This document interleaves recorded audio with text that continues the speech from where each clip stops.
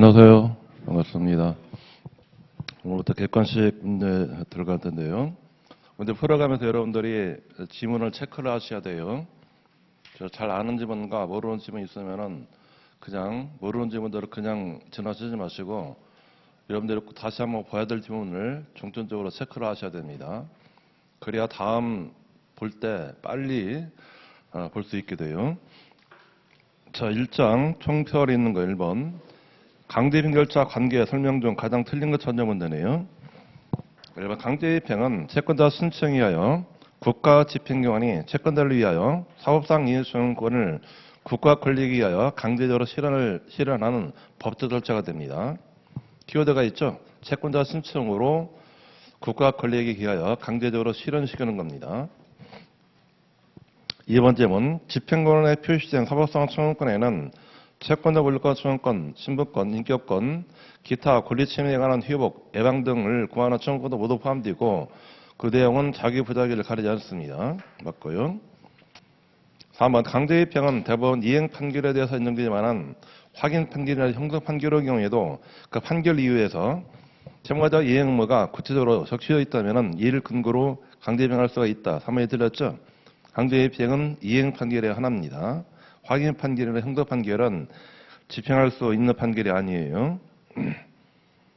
4번 판결 절차는 권리 확정을 목적으로 하고 심리 공평, 신중이 요청되지만 그러나 집행 절차는 권리 실현을 목적으로 하게 돼요. 권리 신속 원활한 실현과 채권자의 이익 보호가 총된다는 겁니다. 강제입행 절차는 주로 채권자를 위한 절차가 돼요. 5번은 확정 판결에 기한 강제입행이 권리남용에 해당하더라도 그로 인한 취득한 채권을 부당이로라고 할 수 없다는 겁니다. 5번도 중요 판례 중에 하나가 돼요. 이게 편집 판결의 경우죠. 편집 판결의 경우인데 그 얻은 것들 이득을 부당이로 하려면은 먼저 재심을 통해 가지고 재심 필요 처리돼요. 그 판결을 취소시켜야 되는 겁니다. 판결을 취소를 시켜야만이 그때 비로소 그런 법률상 원인 없다라는 법률상 원인 없는 훈결, 그 훈결 요건이 그때 구비되는 겁니다. 부당이로로 반환 청구를 하면은 그런 재심을 통해 가지고 확정 판결을 취소시켜야 돼요. 자, 뒤에 2번 문제. 반드시 채무자를 신문할 경우인데 그 밑에 박스에 있는 거 신문과 관련된 규정 중 이거는 체크하고 있어야 돼요. 자, 승기입행의 경우에는 그런 신문 규정들이 두고 있지 않습니다. 신문할 수 있다. 의무적 신문 규정이에요. 부동산의 임대명령의 경우는 채무자 아니라 저무자를 신문합니다. 2번은 저무자 신문이에요. 3번은 개시결정에 관한 이의집행 태반의 경우에는 이것도 신문할 수 있는 겁니다. 신문할 수 있다는 거예요. 4번 대체집행 결정할 경우는 반드시 채무자를 신문하도록 되어 있어요. 대체집행과 간접간접 결정이죠. 두 가지 경우요. 밑에 필요적 신문 규정 1, 2, 3, 4대까지 체크하셔야 되고요. 먼저 1번은 법원이 추심명령에서 채무자 신청에 따라서 압류역세를 제한할 경우에는 반드시 채권자를 신문하도록 되어 있습니다. 이게 추심에게 제한한 사건들이죠. 추심에게 제한허가 사건들이에요. 이 재판은 이거는 판사 업무입니다.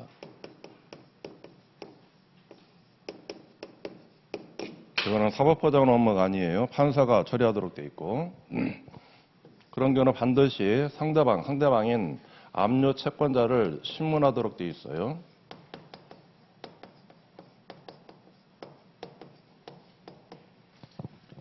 그리고 이에 관한 재판인데 이 재판에 관해서는 이거는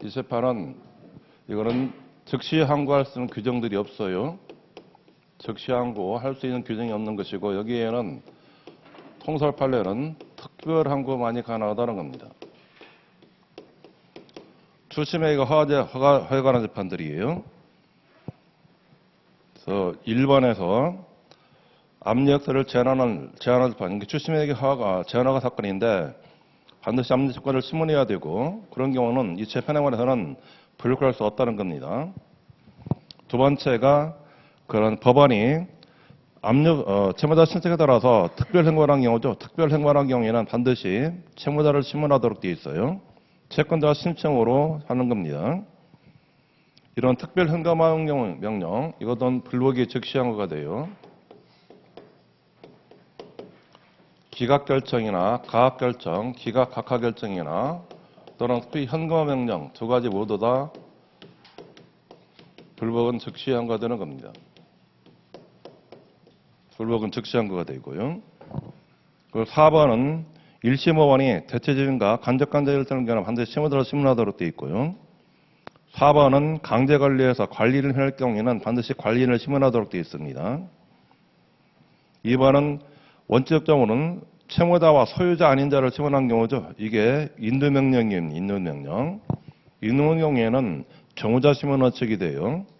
정무자 신문 원칙.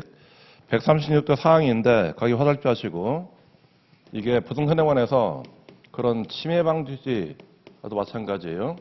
침해 방지 조치 이거 재판할 때 재판 시에도 이것도 점유자 신문 원칙입니다.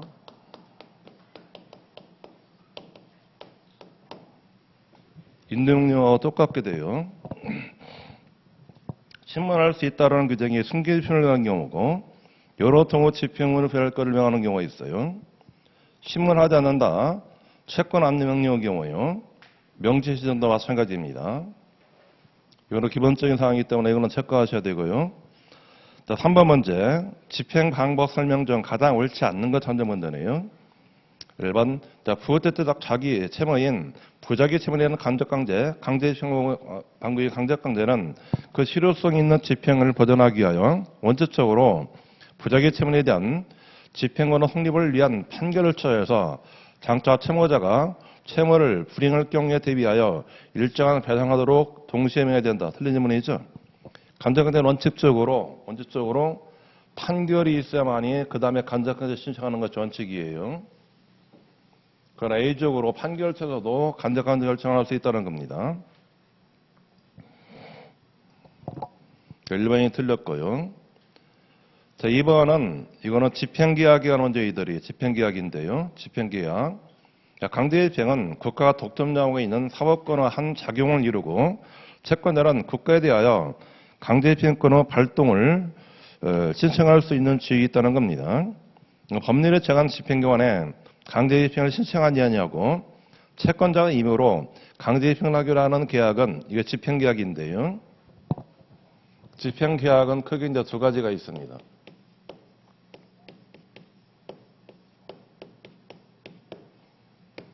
집행에 확장하는 집행 확장 계약이 있어요. 축소 계약이 제한 계약이 있습니다. 집행 확장하는 계약은 이거는 채권자에게 일방적으로 유리하도록 하는 것들이에요.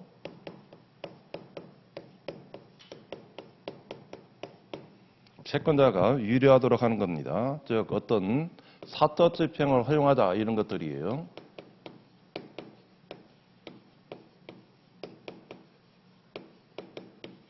강제 집행할 때 국가기관을 통하지 않고 그냥 사적 집행을 하도록 하자라는 계약, 이런 계약은 민법 103조 위반으로서 위헌합니다. 집행 제한 축소 계약은 이거는 채무자에게 유리하도록 한 계약이에요. 가장 전형적인 게 강제 집행을 하지 않기로 하는 계약이 있습니다. 강제 집행을 하지 않는 거, 부집행 특약이 있는 것들이에요. 이런 것들은 이유로 보는 겁니다. 그럼 부집행 특약이 있는 경우에는 집행에서 문제는 크게 두 가지가 있어요. 이름에도 불구하고 집행을 할 경우에는 채무자는 청구 이유서로서 다툴 수가 있습니다. 또 강제 집행을 하지 않는 거는 이거는 49조 서류인데 49조 몇 호 서류이죠? 6호 서류가 돼, 6호 서류. 6호 서류면은 집행을 취소하는 그런 취소 서류가 되는 겁니다. 두 가지가 부집행 특약이 있는 것들이에요. 2번은 맞는 질문이고요. 또 3번은 토지 인도를 명하나 집행권에 기하여 토지 인도 집행을 실시하는 집행관으로서는 지상의 건물이 건축되어 있거나 20개 식지되어 있는 토지원에서는 그 지상으로 인도나 철거 등을 위한 집행권이 따로 없는 이상 토지를 인도하라는 그런 집행권으로서는 인도집행을 실시할 수 없는 겁니다. 맞고요. 그래서 이 토지 소유자가 토지 인도를 구하는 소를 제기했을 때는 그 지장물이 있는 경우도 같이 청구해야 돼요. 토지 인도를 구하는 이 소를 제기했을 때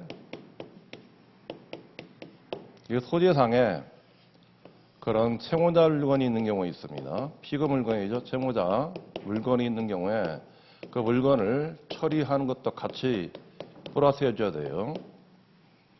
그 물건의 처리인데 처리시키는 것들은 건물에 관해서는 철거를 구하고 수목의 경우에는 수목은 수거라는 용어를 씁니다. 거기에 비정착물이 있는 경우에는 이거는 취거라는 용어를 씁니다. 거기에 분묘가 있는 경우는 분묘의 경우는 한자어로서 구리라는 용어를 쓰게 돼요. 이거를 같이 받아가지고 먼저 건물을 철거하고 수목을 수거시키는 거고 비정착물을 수거시킨 다음에 그때 비로소 토지 인도 집행이 가능하다는 겁니다. 그걸 놔두고는 인도집행이 실시할 수 없다는 겁니다. 4번 질문은 간접관제 결정에 기한 배당금은 채무자에게 이행 기간 이내 이행을 하도록 하는 심리적 강제소란 성격뿐만 아니라 그런 채무자의 채무 불이행에 대한 법적 해제의 의미와 성격을 가진다는 겁니다. 따라서 채무자가 간접관제 결정에 의한 이행 기간이 지난 후에 채무를 이행한 경우에는 채권자나 특별하등한 채무 이행이 지연된 기간에 상대는 배당금 처리를 위해서 집행할 수 있게 되는 겁니다. 4번도 간접강제에서는 가장 기본적인 활동 중에 하나가 돼요. 맞고요. 5번 부동산 인도 청구권의 집행은 직접 상대에 관한 채무자 점유를 빼앗아 채권자에게 점유를 취득하는 직접 강제방을 하게 돼요. 집행 대상자는 집행안에 표시된 채무자 본인이고 만일 목적물을 제3자가 점유하고 있는 경우에는 그 인지집행을 실시할 수 없는 겁니다. 맞고요. 목적물을 제3자가 점유하고 있으면은 그 자가 그런 승계집행은 부여 대상이면은 승계집행을 받아야 집행할 수 있게 돼요. 그렇지만은 그 자가 만일 그런 승계집행 부여 대상이 아닌 경우에는 그때는 별도 소를 제기해야 되는 겁니다. 앞에 총설에서는 별로 출제 부분도 없고요. 자, 뒤에 2장 집행기간 파트인데 집행기간 파트에서는 그게 집행관 아니면 집행구간 둘 중에 하나에서 주로 출제 이루어져요.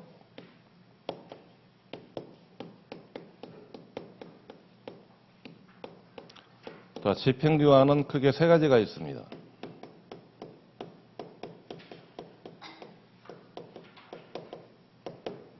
세 가지가 이제 집행기관들이에요. 그 중에서 집행관 문제인데 1번 인사집행관 설명으로서 가장 틀린 것 찾아본다네요. 1번 공휴일과 야간에는 법원 허가가 있어야 집행할 수 있는 겁니다. 맞고요. 이때 이 허가 신청은요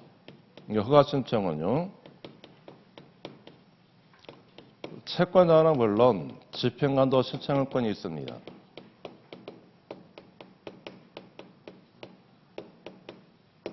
허가 신청은 채권자와 집행관 모두가 신청할 수가 있어요. 그리고 만일 허가가 없는 경우, 허가 없는 집행을 한 경우에는 이때 채무자는 집행법 16조에 집행에 관한 이 신청으로 불록하면 됩니다.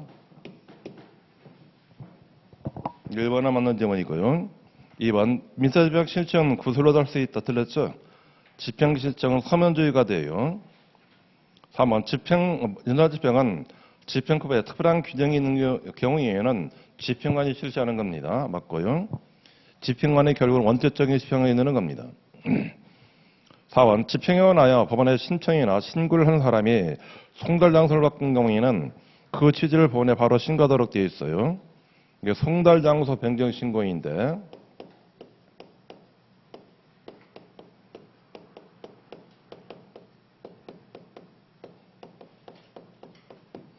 자, 이거를 하지 않을 경우에는 그때는 종전에 송달 장소로 송달시키면 돼요. 장소로 이쪽으로 발송 송달시킬 수가 있습니다. 이게 송달 장소 변경 신고이고요. 5번 채권자가 집행에 필요한 비용으로서 법원이 정한 금액을 미리 내지 않은 경우에는 법원의 결정으로 신청을 각하거나 절차를 취소할 수 있는 겁니다. 맞고요. 자, 2번 문제. 집행관 실시 설명 중 가장 틀린 것 천재문제네요. 1번 집행을 할 때 방해를 하는 저항을 받으면 집행하는 경찰 또는 국군 원조를 지용할 수 있습니다. 맞고요. 이때 국군 원조 신청은 그런 집행 법원에 신청을 해야 돼요. 법원에 신청하면은 이 법원에서 그런 국가로 해가지고 원조 요청을 보내는 겁니다. 우리나라에서 집행관이 집행할 때 국군 원조 신청한 애가 없습니다. 경찰 원조 신청을 하는 애가 있지만은 그러나 국군의 원조 요청 이거를 받은 적이 없어요. 군대까지 동의할 필요 없다는 겁니다. 1번 질문이고요. 2번 채무자가 법인인 경우에 그 사무소 영업소에 대한 집행을 할 때 저항이 없어도 대표자는 일시에 집행할 수 있다. 2번이 틀렸죠? 대표자 없더라도 집행이 가능합니다. 3번은 채무자가 집행행위가 종료된 후에 압류물을 양도 또는 환천하는 행위는 집행을 방해하는 저항으로 보지 않습니다. 저항은 집행할 때 받는 저항을 말하게 돼요. 4번 질문도 자주 나오는 판례정리예요. 임의기일처에서 매각기일 혈차가 적법하게 이룬다면은 오로지 매각기일 조서 기재만으로 이를 증명할 수 있다는 겁니다. 매각기일 조서의 이게 절대적 증명력이에요. 여기는 변론 조사에 관한 증명력 부분들을 준용을 합니다. 이게 변론 조서 증명력인데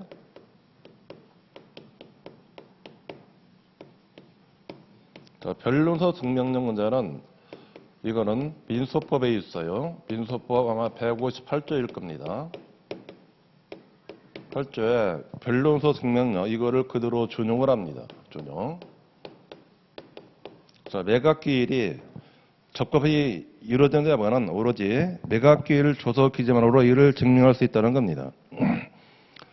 5번 주간 또는 횡일에 착수한 집행위 속행일과로서 야간 휴일에 이른 경우에도 법원의 허가를 얻어야 돼요. 이번 문제는 4번하고 5번 질문은 꼭 체크하셔야 되고요.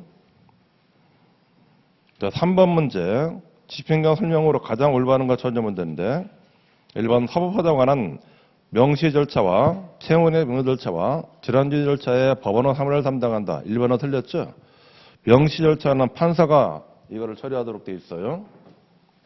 그래서 판사 업무로 남아있는 거 이거는 꼭 암기하고 들어가야 돼요.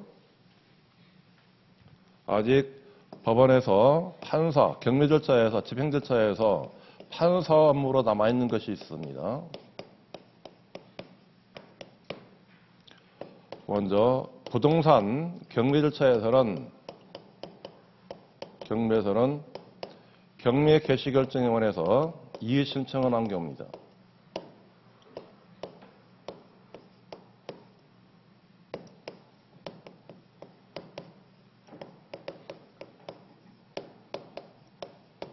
강제징용 절차는 개시 결정에 이의 신청 재판을 할 때요. 이 재판은 판사가 하도록 되어 있고요.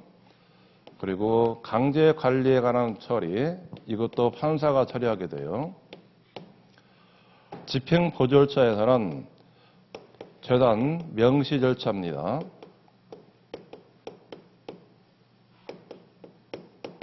그리고 채권 집행에서는 두 가지. 채권의 경우 두 가지. 아까 봤던 추심에게 재활화가 사건이 있어요.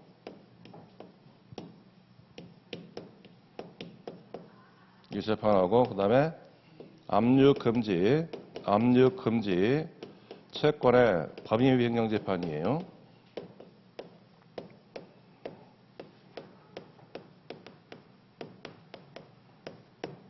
채권의 두 가지가 있고 5번째는 선박과 항공기에 관한 재판들이에요. 집행 절차에서 선박 항공기는 거의 사건들이 없어요.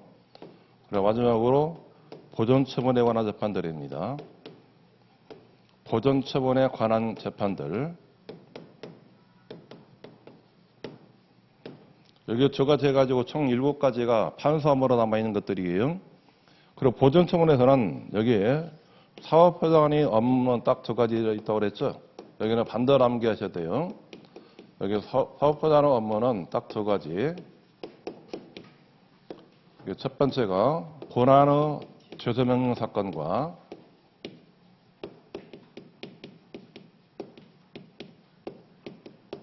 이 사건과 보존처분의 집행 취소 사건들이에요.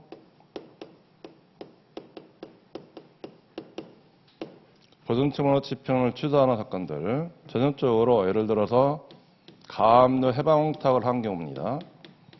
가압류 해방홍탁을 하게 되면은 이를 이유로 가압류 집행 취소 신청할 수 있게 돼요.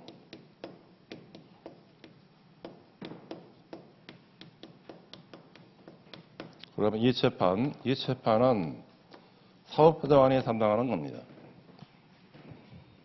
3번에 1번이 틀렸고요. 2번 시금원에 성립한 화해나 조정에 취한 대집행 간접강제는 시금원이 권한한다 틀렸죠. 시금원에서는 관할권이 없어요. 지방법원이나 또는 지원이 관할하는 겁니다. 3번 물건 인도를 억제한 집행에서 제3자가 목적물을 정의하고 있는 경우에는 집행법원이 집행하게 되는 겁니다. 맞는지 아니고 3번이 맞는지 아니고 259조 조문이에요. 4번 등기에 관한 등기를 명하는 판결에 기하여 등기부에 기입하는 경우에는 집행기관이 되지만은 틀렸죠. 판결에 따라서 등기 기입하는 거나 집행기관이 아닌 겁니다. 그러나 반대로 등세원에서 가압류나 가처분 집행에서는 집행기관이 되는 겁니다. 4번은 반대로 되어 있고요. 5번 집행관의 경우에도 제척 기피 희피가 인정되고 틀렸죠. 집행관의 경우는 제척 규정은 인정돼요. 제척은 인정되지만은 그러나 기피, 희피된지는 인정되지 않습니다. 기피, 희피는 인정되지 않아요. 그리고 제척권이 있는 집행관이 한 압류정 행위는 당행무효가 되는 거 아니라 집행행위로 취소사유가 되는 겁니다. 3번은 5번 지문 나오고 3번 지문 2가지 놓고 알고 있어야 되고요. 그리고 밑에 4번 지문이 4번 문제가 시근법원은 관할에 관한 속하는 사건들이죠. 이거는 집행법 22조에 관한 내용들이에요. 1번 시근몰에서 한 보존처분 집행에 대한 제3자의 유서 관할권이 없습니다. 대체집행 아까 설명드렸어요. 대체집행이나 간접강제는 관할권이 없다고 그래 있고요. 3번 소액사건 심파하여 조영사는 아닌 사건을 본안하는 보존처분이죠. 아닌 사건이면 여기 관할권이 없는 겁니다. 4번 시금원에 성립한 판결에 대한 청구한 이유서 시금원이 관할권을 갖습니다. 4번이 맞고요. 채무불이행된 명부 등기 사건의 경우는 이거는 지방법원이 관할권이 있어요. 박스에 있는 22조 시금 관할의 성례 규정 이것도 꼭 알고 있어야 되고요. 더 5번째는 집행에서 집행행위와 각 기관의 직무 관할 속하는 업무를 바르게 연결한 걸 찾아보면 되네요. 다문권 실현하는 동사의 경매 이거는 집행관이 실시하는 겁니다. 2번 집행하나 이의재판은 집행본이 이걸 재판하도록 되어 있고요. 3번 이국에서 강제 현할 경우에 필요한 촉탁은 이거는 1심 수수본이 합니다. 틀렸고요. 4번 채권과 기타 저당권에 관한 가압류 집행 채권 가압류 집행은 집행법원이 이거를 실시하는 겁니다. 5번이 답이고요. 밑에 6번 문제 설명력 가장 옳지 않는 것으로 일반 집행관은 집행을 하기 위하여 필요한 경우에는 채무도 주거나 창고 그 밖의 장소를 수색하고 잠긴 문과 기구를 여는 등 적절한 조치를 취할 수 있고 그 경우에 저항을 받으면 집행하는 경찰 또는 국고원조를 요청할 수 있는 겁니다. 맞고 2번 집행하는 이후 사람으로서 법원의 명령에 의하여 빈사 집행하는 직무를 행하는 사람은 그 신분원 또는 자격을 증명하는 문서를 지니고 있다가 관계인이 신청할 때 이를 내보도록 되어 있습니다. 그리고 그 사람이 직무를 집행하는데 정을 받으면은 집행관에게 원주 요청할 수 있는 겁니다. 그 이번에서 법원의 명령하여 그 집행하거나 직무를 행하는 사람인데 그 사람들이 이런 사람들이죠. 주로 강제 관리에서 관리인이 있습니다.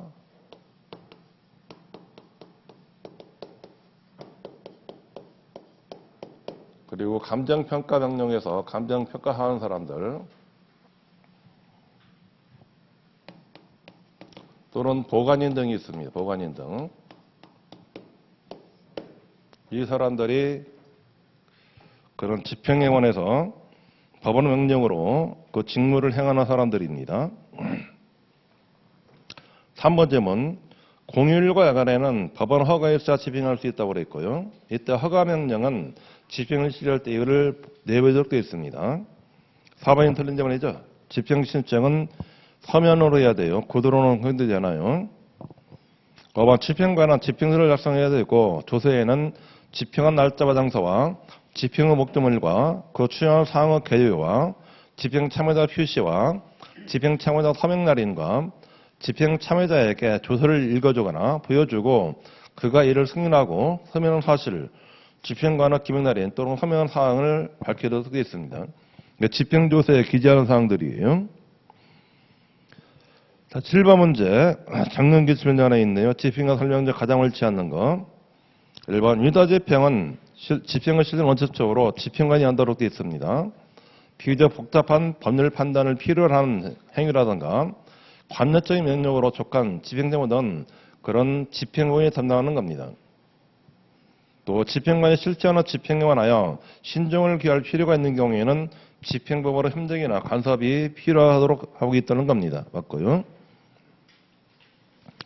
2번 집행관은 법령에 정하는 바에 따라서 재판과 집행과 서류 선달과 그것과 사무에 종사하는 독립된 단독적 사법기관이고 국가로부터 급여를 받지 않습니다. 따라서 직무상 당연히 알아야 할 관계법규를 알지 못하거나 필요한 조치를 갖추지 못하였고 또한 조사를 게을리하여 법규 해석을 그르쳤고 이로 인하여 타인에게 손해를 갈 경우에는 국가는 손해배상가 배제된다. 이번 틀렸죠? 그때는 국가가 손해배상 책임을 졌다고 되어 있어요. 집행관이 직무상 불법 행위로서 타인에게 손해를 끼친 경우입니다. 2번은 틀렸고요. 3번은 집행법원은 법률에 특별한 지정이 되어 있지 않으면 집행 절차를 실시할 것이나 실시하는 것으로 관하는 지방원이 관하게 되는데 다만 부동산과 채권에 관한 가압류, 가처분 명령 집행은 신설을 하기 때문에 그 집행법원은 가압류, 가처분 명령한 법원이 하는 겁니다. 맞고요. 5번은 집행법원 원칙적으로 산도판사가 구성되고 2005년 7월부터는 보건조직법 제54조에 하여 신설된 사법화자관이 집행법원 사무 중 상당 부분을 처리하고 있는 겁니다. 거의 대부분 처리한다고 그랬어요. 맞고. 5번 청구 내용과 관련하여 구체적인 집행법원을 판정하는 것이 필요한 경우로서 대체적인과 간접 강제는 1심 5원이 집행관이 되는 겁니다. 그 이구에서 강제 집행을 할 경우에 촉탁도 마찬가지예요. 이것도 1심 법원이 그 이국 공무원이나 영사관에게 촉탁하는 겁니다. 5번 집어넣고 알고 있어야 돼요. 여기 1심 법원이 갖는 경우죠. 1심 수원이 갖는 업무 세 가지입니다. 세 가지. 직무 관할이죠. 관할은 세 가지. 대체집행과 간접강제.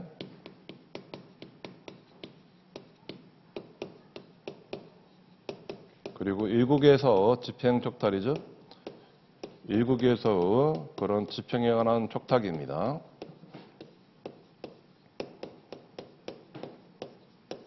세 가지가 그런 1심 법원이 갖는 업무 중에 하나가 돼요. 8번 문제. 다음 중 사업사안이 처리할 수 있는 업무에 해당하지 않는 거 아까 설명드렸어요. 어떤 거죠? 3번이죠. 채권 출시매입 허가 재판들이에요. 박스에 있는 거 별표하시고 7가지 알고 있어야 되고요. 페이지 밑에 당구장 표시 종전에 판사무였다가 사업화자 업무로 넘어온 거 두 가지가 있어요. 인도명령과 관리명령과 채권의 특별 행정명령입니다. 인도명령, 관리명령 이게 136조 1항과 2항 문제들이죠. 136조 1항 인도명령, 2항이 관리명령이에요. 두 가지. 그리고 채권의 특별형화재판들이에요. 자, 9번 문제. 다음 중 틀린 것은 어느 것인가? 틀린 것 천재문제네요. 1번 집행관은 여러 개의 물건을 동시에 집행할 경우에 1번은 직무집행구역 안에 있고 1번은 직무집행구역 밖에 있는 경우에는 초록보원자와 허가를 받아야 집행할 수 있다. 틀렸죠? 허가 없이 할 수 있다고 그랬어요. 민사집행 규칙이 이런 경우 허가를 받을 필요 없이 할 수 있도록 되어 있습니다. 1번이 틀렸고요. 2번 질문.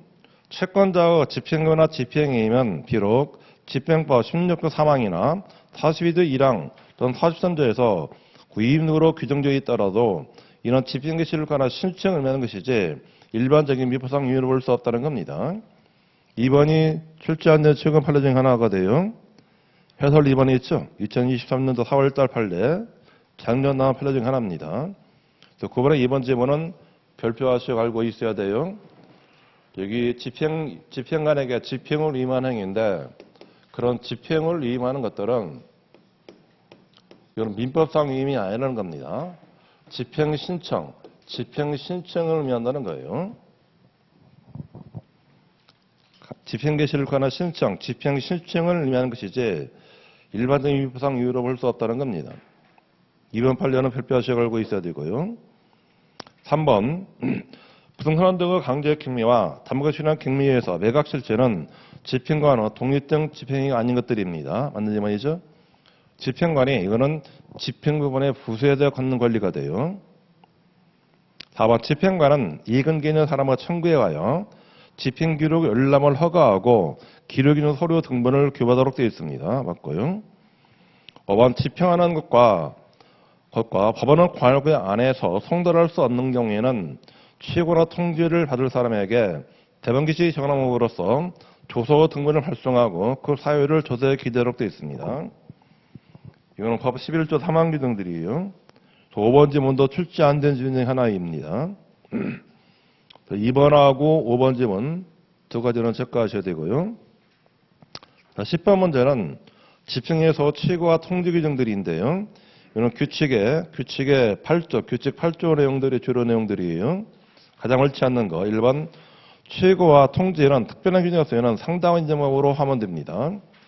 그리고 취고나 통지를 한 때는 법원 하면 등은 그 취지와 취고 또는 통지 방법을 기록에 표시하도록 되어 있어요.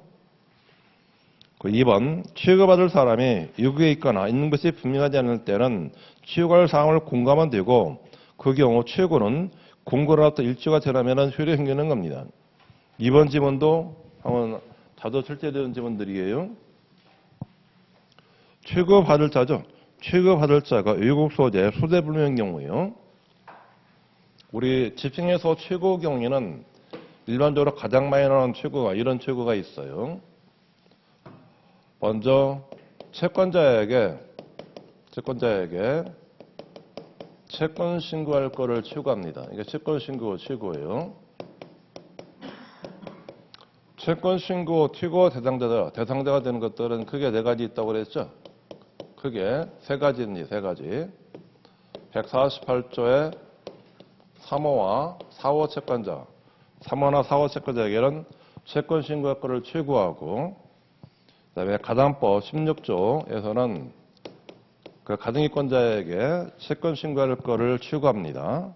그 밖에 공과 주관 공무소 이런 사람들이에요. 공무소. 주로 이 사람들이 만일 일국에 있거나 또는 소재 불명 경우에는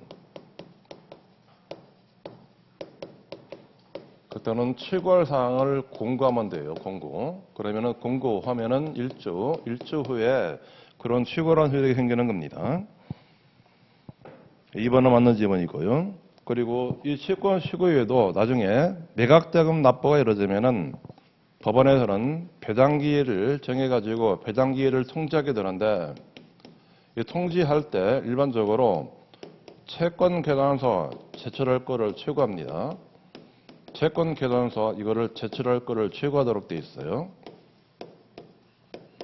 이때도 똑같습니다.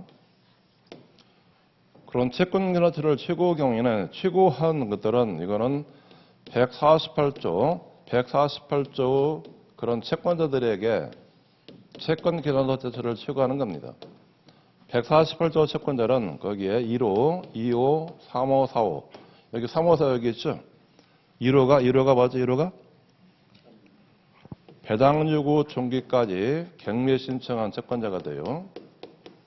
배당 요구 종기까지 경매 신청한 채권자.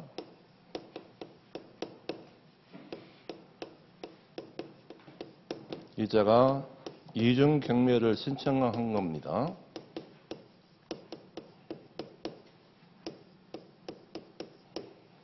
그리고 이유는 80억 이상의 채권자들이 배당 요구까지 배당 요구를 해오면은 2호로 갑니다.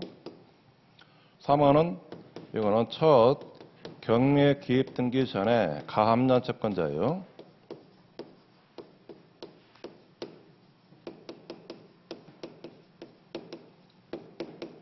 4호는 첫 경매 기입 등기 전에 등기된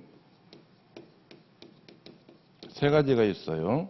등기된 저당권이나 또는 전세권이나 또는 우선매제권자로서 그 자들이 매각으로 소멸하는 경우에요.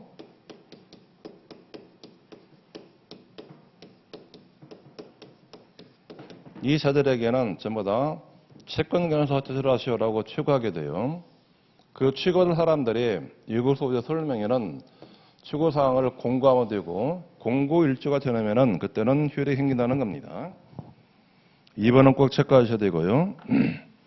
3번은 집행절차에서 법원은 당사자과 관계인에게 통지를 법원사무관으로 하여금 그 이름을 하게 할 수 있는데 다만 강제경매에서 무인력 통지는 반드시 집행관의 이름을 하는 겁니다. 4번도 알고 있어야 되고요. 무인력 통지는 그래서 집행권이기 때문에 사법보좌관 명의로 통지하도록 되어 있어요. 사법보좌관 명의로 통지합니다. 법원사관 명의로 통지하지 않아요. 4번 질문. 집행규칙 23조에 규정된 집행개시 후 채권자가 승계했는 경우에 법원사무당이 집행권의 정문에 있을 때 채무자에게 하는 통지는 통지받을 사람이 유고에 있거나 있는 것이 분명하지 않을 때는 생략하나야 된다. 틀렸죠? 규칙에 대한 통지인 경우에요. 자, 규칙에 대한 통지할 때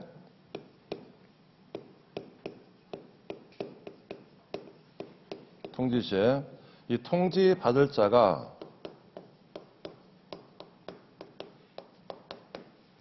외국에 있거나 소재가 불명한 경우에는 그때는 통지를 생략합니다. 그리고 법 12조에 특칙이 있어요. 법 15조 경우에는 채무자에게 통지해야 되는데 채무자가 외국에 있거나 또는 소재 불명한 경우에는 통지를 생략합니다.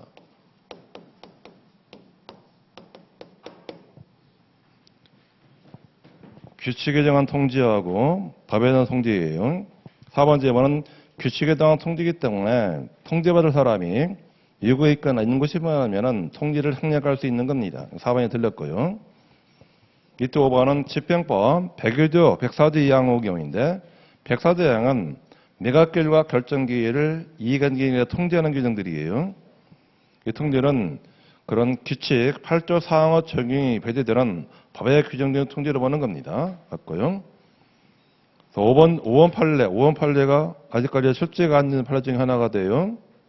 5번은 출제 안 된 판례 중에 하나 있고요. 체크하셔야 됩니다. 자, 그 다음에 집행에서 불방법. 그게 집행이 신청, 즉시항고 두 가지인데 역시 판례는 집행이 요하는 판례들이 더 많게 돼요. 집행이 파트를 정통적으로 공부하시고 즉시항고도 심층하게 출제됩니다. 즉시항고인데 1번 집행절차에서 집행관의 집행청원에 관한 불법항고 설명으로서 틀린 것 천자본다네요. 일반 즉시항고가 허용되는 집행으로 재판에 관해서는 집행하는 이의시할 수 없는 겁니다. 맞고요. 이번 즉시항고 제기거나 준수 여부에 관한 판단은 항고장이 원시법원에 접수인 때를 기준으로 하게 됩니다. 맞고요. 이때 즉시항고 이제 항고장을 이거를 원시법원에 제출을 한다고 그랬어요.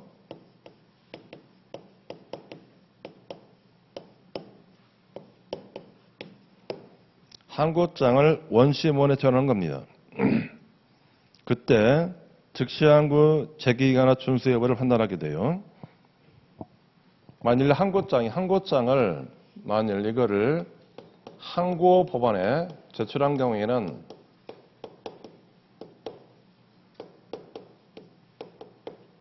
항고법원은 이거를 다시 원시법원으로 이 기록을 송부시켜 준다고 그랬어요. 정도. 그때도 원시법원에 접수된 때 그거를 기준으로 해가지고 즉시항고 제기한 준수 여부를 판단시켜 주는 겁니다. 3번 질문. 즉시항고를 제기할 수 있는 자가 재판 후 고지를 받을 자가 아닌 경우에 항고 계기관은 재판을 고지받을 자 모두에게 고지단으로부터 진행하도록 되어 있습니다. 3번도 자주 나오는 조문 중에 하나가 되고요. 맞고. 4번. 즉시항고는 기일에 출력하여야 하는 경우는 구두로 제기하거나 틀렸죠. 즉시항고는 반드시 항고장이라는 것을 원시본에 제출해야 됩니다. 틀렸고요. 5번. 집행과상 즉시항고와 집행안의 신청은 집행을 정지하는 효력을 갖지 않는 겁니다. 원칙이라고 그랬고요. 맞는지만. 자, 2번 문제. 다음은 집행무상 즉시항고 설명으로서 가장 틀린 것 찾아본다래요. 1번. 항고 절차는 표면적인 블록이기 때문에 항고장에 반드시 상당 표시가 있을 것도 아니고 항고장을 반드시 상대방에게 송달시키지 않는 겁니다. 이게 원칙이에요. 즉시항고라는 것은 상대방이 없는 절차가 돼요. 그거를 편면적 블록 절차라고 합니다. 상대방이 없는 거, 이거를 편면적 블록 절차 이렇게 얘기해야 돼요. 네, 2번 질문. 항고법원은 즉시행하는 결정이 있을 때까지 담을 제거하거나 적용하지 아니하고 원시재판으로 집행을 정지하거나 집행 절차 전부 또는 일부를 정지할 수가 있고 담을 제공하고 집행을 교사로 명하거나 실시한 집행처분을 취소로 할 수가 있다. 2번 틀렸죠? 집행처분 취소까지는 할 수 없다고 그랬어요. 우리 이제 불복시 채무자가 조로 불복하는 거 15조하고 16조하고 34조, 44조, 45조, 48조 주로 채무자가 불복하는 것들이 6가지가 있습니다. 채무자나 그 밖의 개인들이 15조는 즉시항고, 16조는 집행에 관한 이의신청, 줄여가지고 그냥 집행이의신청 이렇게 부릅니다. 34조는 집행 부여에 대한 이의신청이에요. 44조는 청구이유소, 45조는 집행은 부여에 대한 이유소, 48조는 제3자 이유소, 크게 6가지인데요. 성격은 위에 3가지는 성격이 신청사건으로 봅니다.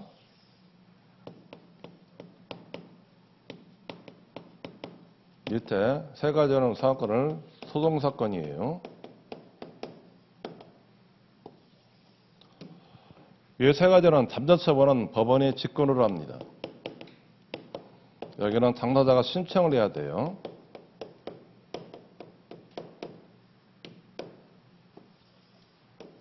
그 내용은 위에 3가지는 집행의 정지까지만 가능하게 돼요. 집행에 취소는 할 수 없는 겁니다. 밑에 3가지는 집행의 정지뿐만 아니라 집행의 취소까지 가능하게 되는데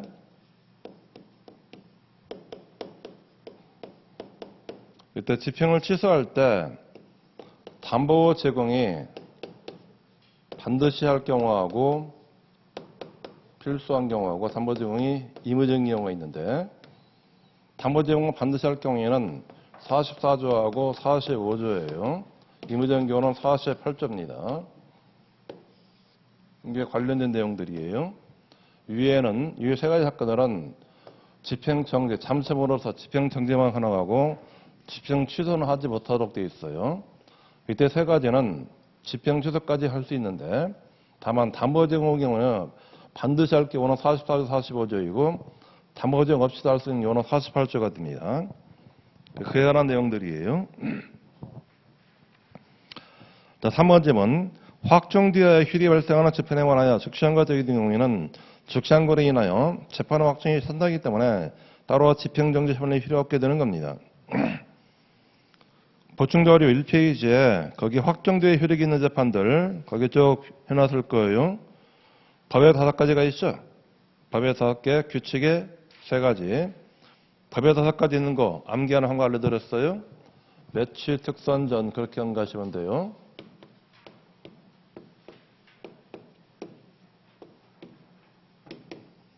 매치 특선전 그렇게 암기하시고요. 그리고 3번에서는 화살표 하시고 자동차의 경우에는 이런 규정이 없다고 그랬죠. 선박, 운행 허가 결정은 확정 뒤에 해리겠다는 규정이 있어요. 그러나 여기 자동차의 경우에는 이런 규정이 없는 겁니다. 선박과 자동차의 차이점들이고요.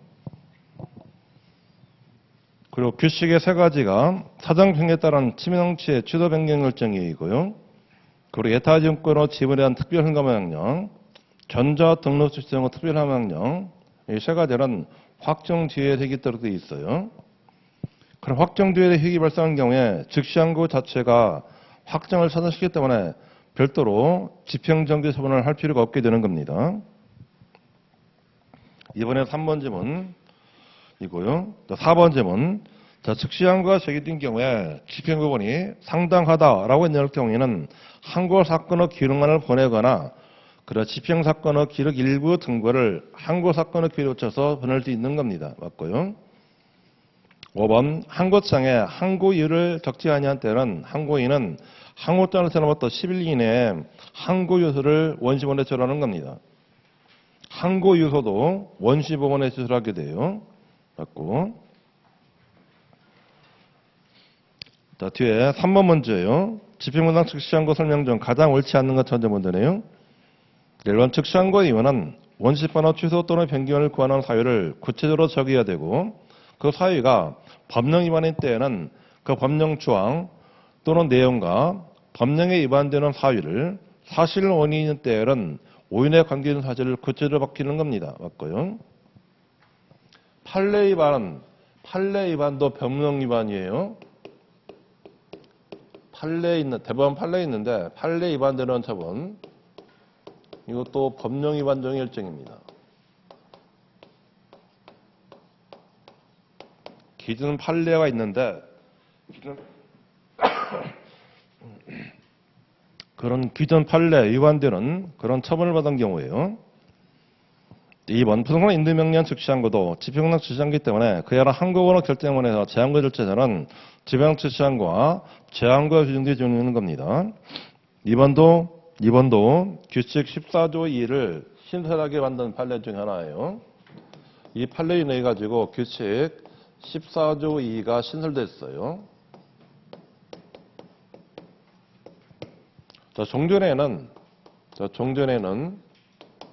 그런 제항고에는 그리고 상고에 관한 부분들을 적용했었습니다. 그러다가 이 판례가 그렇지 않고 상고부분을 적용하지 않고 즉시항고와 제항고 부분들을 적용한다는 겁니다. 상고부분을 적용하게 되면은 상고는 이호서절 기간이 20일이 돼요.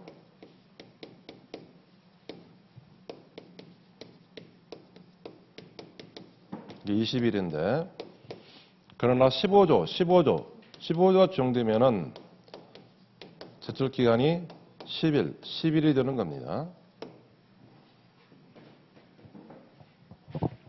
2번은 규칙 14조 2를 신설하도록 만든 판례 중에 하나가 돼요. 3번 항고장이 항고번에 들리어 항고번이 이를 원시본에 송부하면은 항고에 재기간을 준수해버린 항고장이 원시원에 쓸 때가 아니라 항고원에 쓸 때를 기준으로 판단한다. 틀렸죠? 아까 설명드렸어요. 항고장이 원시원에 쓸 때를 기준으로 판단하는 겁니다. 4번 강제빈 글자에서 적시항고는 최초로 특별한 규정이 있는 경우에 하나여 허용되는 것이지만은 특별한 규정이 없는 경우에도 해석상 그와 동일하게 취급되어야 한다는 뜻으로 허용되는 겁니다. 맞고요. 이게 예전에는 구빈소 시절에서요. 자, 매각 허가결정원에서 항고하려고 그래요.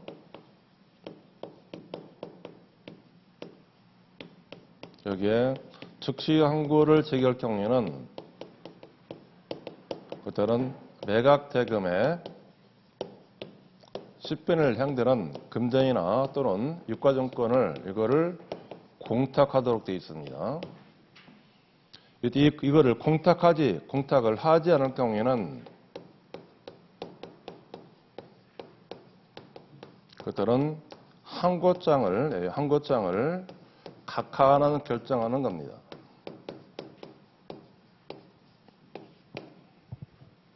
이때 그런 항고장 각결정원에서 즉시 항고를 할 수 있는지 뭐예요? 여기에 즉시 항고가 가능하냐 해봅니다. 종전에는 명문 규정이 없었어요. 없을 때 이거를 해석상 그런 즉시 항고가 가능하다 알아본 겁니다.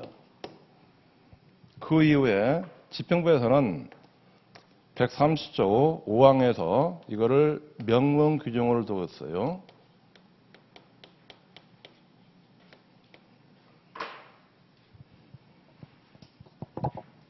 4번 맞는 질문이고요.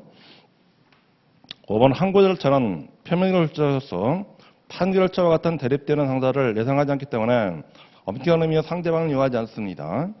그렇지만은 매각 허브 결정에 대한 항고 경우는 항고권이 필요한 경우에 그 반대를 하기 위하여 항고로 상대방을 정할 수 있다는 겁니다. 이게 131조 규정이죠. 이것도 특별한 규정들이에요. A 규정들이고.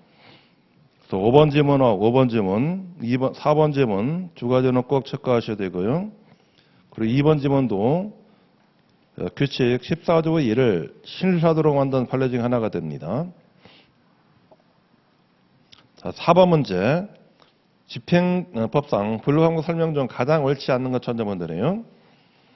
집행절차거나 집행으로 재판에 관해서는 특별한 규정이 있어야만 즉시 항고할 수 있는 것이고 항고인은 재판을 고지받았던 일주 기간 이내에 항고장을 원소에 전하는 겁니다. 맞고요. 일주가 불변기간이라고 했죠. 이게 불변기간인데 그런 불변기간의 경우에는 항상 이 기간을 자기가 그런 책임질 수 없는 사유로 지키지 못한 경우에는 책임질 수 없는 사유, 이 사유로 그 기간을 지키지 못한 경우에는 뭐가 가능하죠? 추월항고가 가능한 겁니다.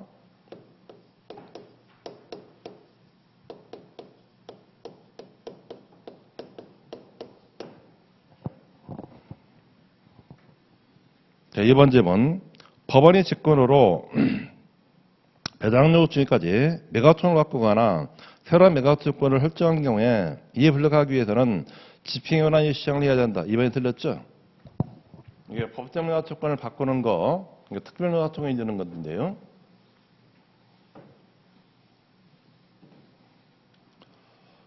자, 법정 매각 조건을 바꾸는 거.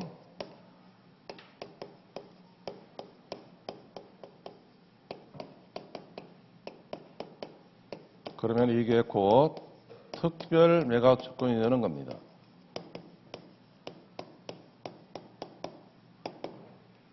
이 변경은 크게 두 가지를 할 수 있어요. 이건개인이 합의로 변경할 수가 있고 또는 법원이 직권으로 변경할 수가 있습니다.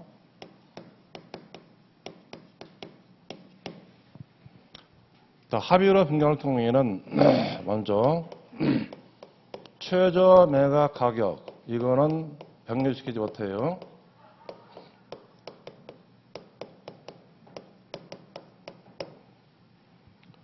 그리고 그런 합의 변경 경우에는 법원에서는 매각 조건 변경 결정을 합니다.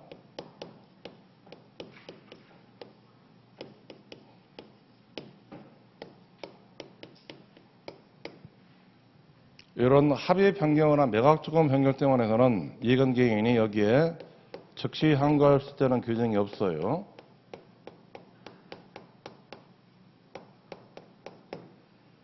이 합의 변경의 시작 한계는 시작 한계는 꼭 알고 있어야 돼요. 어느 때까지 가능하죠? 이거는 배당 요구 종기까지만 가능합니다.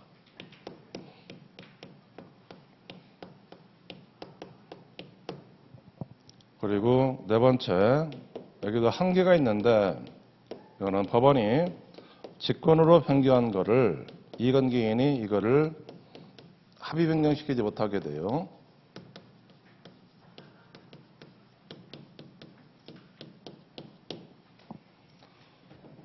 직권 변경의 경우에는 이것도 변경할 수가 있습니다.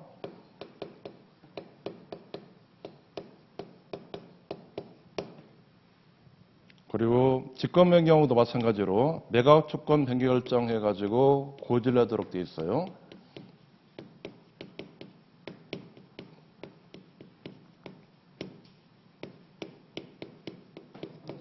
이런 법원에 매각 조건 변경 때문에서는 이익관계인이 즉시 항고할 수 있다는 규정이 있습니다. 이게 이쪽과 다른 점이에요. 다른 점. 시작 한계는 이쪽하고 똑같게 돼요. 자동. 네 번째, 여기는 한계가 없습니다. 따라서 합의 변경한 거를 법원이 직권으로 변경할 수가 있어요. 할 수가 있고, 또 법원이 직권으로 변경한 거를 또 직권으로 바꿀 수가 있습니다.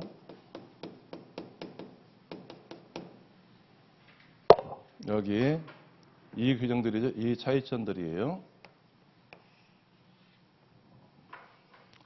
3번은 2번은 틀린 지문이고요.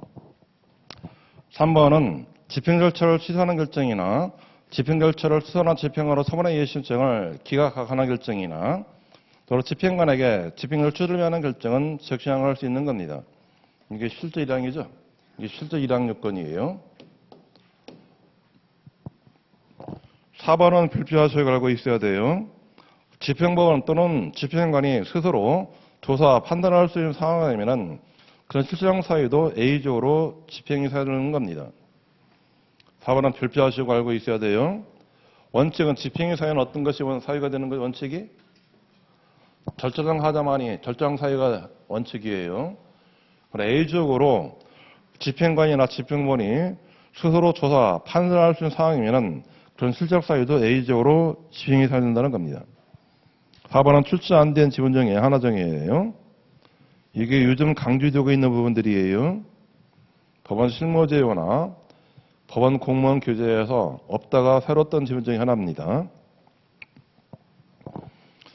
5번 집행경영 확정 결정은 집행절차나 집행론 집안이 아니기 때문에 그 결정에 불리하기 위해서는 집행론 즉시 항고되는 게 아니라 민소부상과 즉시 항고를 얘기하는 겁니다. 맞고요. 민소부상 즉시 항고 화살표 하시고 성격이 뭐라고 성격은? 속심. 속심이라고 그랬어요. 그리고 여기에는 속심이기 때문에 항고 이유서를 제출하지 않습니다. 크게 큰 차이점이 두 가지예요. 자, 4번 문제까지 할게요. 좀 쉬고 하도록 할까요? 좀 쉽니다.